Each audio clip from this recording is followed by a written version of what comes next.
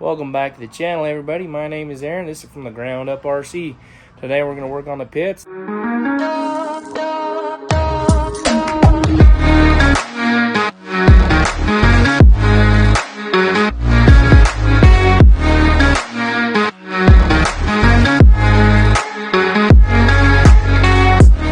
Alright, so it's all hinged up, both sides. So the way the plans call for the controls on the elevator is there's a wire, go right up here through the fuselage, come down this side, embedded an 1/8 inch into the elevator, and then a control horn soldered on down in the middle, push rod going back. We're gonna see how that works. I'm gonna bend up a wire. So I like to do this. Just come in here, this is the wire, this is the plan. Put a mark about where that curve's supposed to start. And I don't know if you can see the pencil right there. If you can't see the pencil, get a Sharpie. I don't have a Sharpie handy, so we'll bend that over here. We'll just grab our wire. We'll come over here. Oh, you can see that a little better.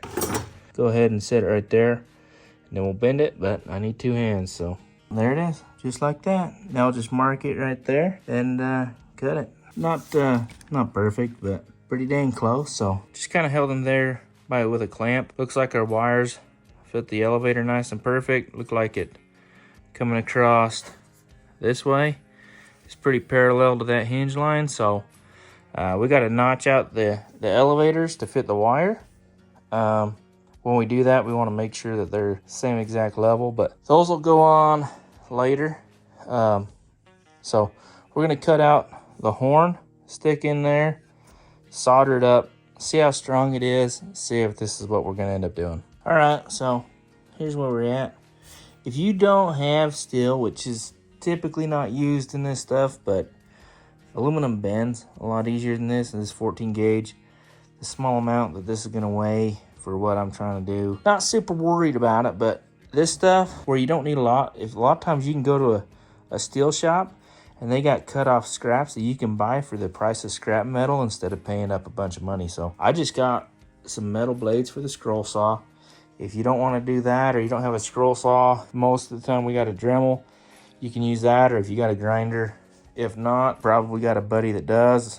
So cut out on the scroll saw. It doesn't take too long with the right blade. I think I took that in about 15, 20 seconds. Just make sure you go slower, you'll eat up your blades. So now we'll go ahead and clean up and round off these edges with the Dremel. Here we are.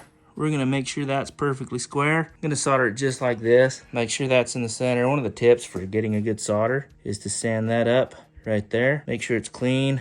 I'll hit it with some brake clean after. Then we'll paint some flux on. And then to get a good solder joint, we'll heat back here and apply the solder up on here and let the solder flow toward the heat. We'll test afterwards.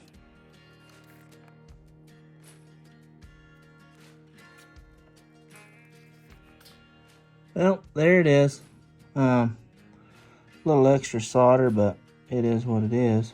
And after messing around with that, I think I'd bend the wire before or strip the servos gears before I break that. So, well, there it is. They're joined together. They're not perfect, but that's nothing I can't fix. Just in tweaking a little bit when we glue it, make a little extra wiggle room in there, and then we're gonna use these golden rods, number 517. I don't know if they make one much bigger for a push rod on the elevator. We're gonna mount our servos up here probably, and then we'll do a pull system for the rudder. So I'm gonna go ahead and fix that up. It's gonna go right there, and then I can figure out what size of control horn I need for the rudder. Well, thank you for watching. If you enjoyed what you saw, or you just want to watch me finish building this one back here, or maybe fly some of these others or work on some trucks, go ahead and smash that like and subscribe button. We'll see you next time.